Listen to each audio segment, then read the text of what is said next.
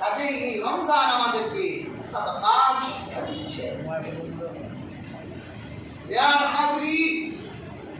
একটা সাদাকা রয়ে গেছে, সাদাকাতুল ফিতর। রাহমাতুল লিল আলামিন এটা আমাদের জন্য ওয়াজিব করেছে। হাদিসে পাকে এসেছে, রাহমাতুল লিল আলামিন বলেছে, তোমাদের মাহে রমজানের রোজা আর ইবাদত পরিশুদ্ধ করার জন্য সাদাকাতুল ফিতরকে ওয়াজিব করা হলো। কি বলে? আমরা যে রোজা রাখি, আমাদের রোজায় ত্রুটি হয় না? ত্রুটিযুক্ত ইবাদত কি আমার আল্লাহর কাছে গ্রহণযোগ্য হবে? আল্লাহ আপনার রোজাকে, আপনার ইবাদতকে ত্রুটি মুক্ত করার জন্য সাদাকাতুল ফিতর দিলে, যে তুমি তোমার নিজে, তোমার পরিবারের মানুষের, এমনকি তোমার বাসার দাস-দাসী, চাকর চাকরানীদের পক্ষ থেকে যদি সাদাকাতুল ফিতর আদায় করো, তাহলে আল্লাহ তোমার রোজাগুলোকে একেবারে ইনটেক বানাই দিবেন। রোজার ভিতরে কোনো ভুল থাকবে না, ত্রুটি থাকবে না, ভুল থাকবে না, নির্ভুল ভাবে আল্লাহ আরশে আজিমে পৌঁছে যাবে। সুবহানাল্লাহ।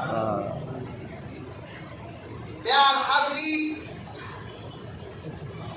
সাদাকাতুল ফিতর শুধু নেশাব পরিমাণ সম্পদের মালিক যিনি, তার জন্য ওয়াজিব আবশ্যক করা হয়েছে। আর যদি সচ্ছল ব্যক্তি দিতে চায়, তাহলে সেও দিতে পারবে, আল্লাহ তার রোজাকে পবিত্র করে দিবেন। কিন্তু আল্লাহ এটা ওয়াজিব করলেন তাদের উপর যারা ঈদের দিনের সূর্য উদিত হওয়ার আগেই, যাদের হাতের নেশাব পরিমাণ সম্পদ এসে যায়, 7.5 তোলা স্বর্ণ, প্রায় 8 ভরির মতো স্বর্ণ, অথবা এই পরিমাণ মূল্য, অথবা 52 তোলা রূপা, অথবা এই পরিমাণ মূল্য, অথবা 40,000 টাকার মতো ক্যাশ টাকা যদি তার হাতে ঈদের দিন সূর্য উদিত হওয়ার আগেই এসে যায়, তার জন্য সাদাকাতুল ফিতর ওয়াজিব হয়ে যাবে। এটার জন্য 1 বছর শর্ত না, যাকাতের জন্য 1 বছর শর্ত, যে যদি সম্পদ 1 বছর থাকে তাহলে যাকাত। আর সাদাকাতুল ফিতর হচ্ছে ঈদের দিন সকাল হওয়ার আগেই যদি সম্পদের মালিক হয়ে যায়। আপনার কাছে কোনো টাকা নাই, বন্ধুর কাছে ধরে 5 লাখ টাকা পান, 4 লাখে আপনার হাতে টাকাটা এসে গেছে, তাহলে আপনার জন্য সাদাকাতুল ফিতর ওয়াজিব হয়ে যায়। তখন আপনাকে সাদাকাতুল ফিতর দিতে হবে।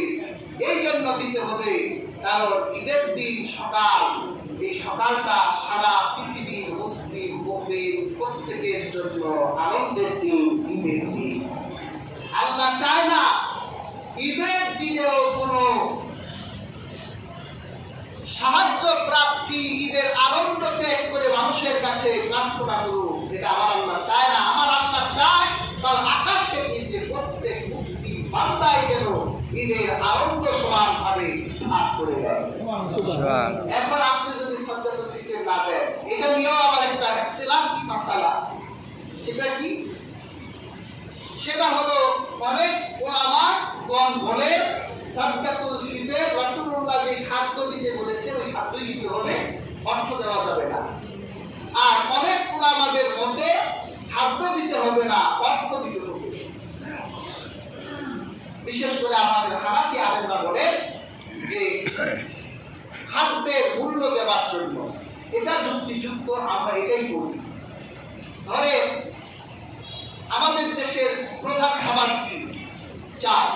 এটা প্রধান খাবারটা। এখন আপনি যদি চাল দেন খাদ্য হিসেবে, যে আমি তাকে করে 3 কেজি চাল দেব, আরেকজন সেও দিবে, সবার বাড়ির চাল কি একরকম? কেউ লাঠির শাক খায়, হ্যাঁ, কেউ মটু খায়, আবার কেউ 50 টাকা কেজি চালও খায়। এই লোকটা যদি 10 বাড়ির চাল দেন, এই চাল ইতিহাস চাল হয়ে যাবে সব মিক্স করলে। একজনে যদি বাসমতি চাল দেয়, এই মানুষ তো জানে না যে বাসমতি চাল কেমন খায়।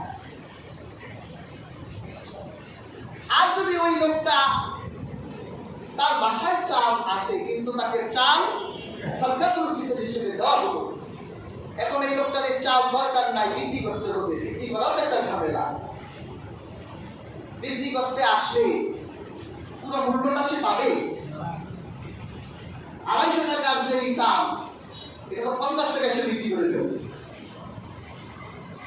আবার যদি খেজুর দেওয়া হয়, সে খেজুর বিক্রি করতে গেলেও প্রপার মূল্য পাবে না। এই জন্য হানাফি বলে রাসূলুল্লাহ সাল্লাল্লাহু আলাইহি ওয়াসাল্লামের হাদিস আছে, হানাফি বলে কথা হচ্ছে আপনি খাদ্য না দিয়ে খাদ্যের মূল্যটা যদি তাকে দেন তাহলে সে তার প্রয়োজন সঠিকভাবে মেটাতে পারবে। তার বাচ্চা যদি পোশাকের প্রয়োজন হয় তাহলে সে পোশাক কিনে দিতে পারবে। আর এখন যদি সে চাল বিক্রি করতে যায় পোশাকটা কিনবে কখন? এই জন্য হানাফিদের মতে অর্থ দেওয়াটাই শ্রেয়। 5টা খাদ্যে রাসূলুল্লাহ সাল্লাল্লাহু আলাইহি ওয়াসাল্লাম নির্ধারিত করেছেন, একটি হলো গম, একটি হলো জব, একটি হলো খেজুর, একটি হলো পনির, আর একটি হলো কিশমিশ। আপনি এগুলোর মূল্য সাদকাতুল ফিতর হিসেবে আদায় করবেন। তা আমাদের দেশে গম জবে প্রায় 110 টাকা 15 টাকা আসে। আপনি জন প্রতি 115 টাকা 110 টাকা হিসেব করে সাদকাতুল ফিতর দিতে পারেন। একজনকেও দিতে পারে, অনেকজনকেও দিতে পারে।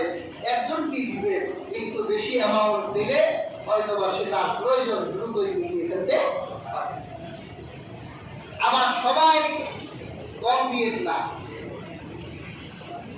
যার খেজুর দেওয়া সামর্থ্য আছে যে আমাদের মার্কেট সবচেয়ে ভালো 300 টাকা 500 টাকা 700 টাকার যে খেজুরগুলো আছে এরকম করে 3 কেজি খেজুরের মূল্য দিতে পারে। এভাবে আপনার ইষ্টটা অনুযায়ী যদি আপনি সাদকাতুল ফিতর আদায় করে তাহলে আল্লাহর কাছে আপনার গ্রহণযোগ্যতা ভালো থাকবে, একজন মানুষও ঈদের আনন্দ থেকে বঞ্চিত হবে না। হাজরিন, আজকের এই আলোচনা থেকে আমরা যে শিক্ষাগুলো পেলাম সেটা হলো রমজান আমাদের থেকে বিদায় নিচ্ছে। আজ জুমাতুল বিদা, হয়তো আমাদের অনেকের জীবনের শেষ রমজানের জুমাও হয়ে যেতে পারে।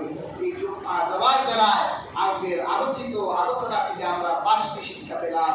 একটি হলো রমজান চলে যাচ্ছে তাকওয়া শিক্ষা দিয়ে, রমজান চলে যাচ্ছে রোজা শিক্ষা দিয়ে, কোরআন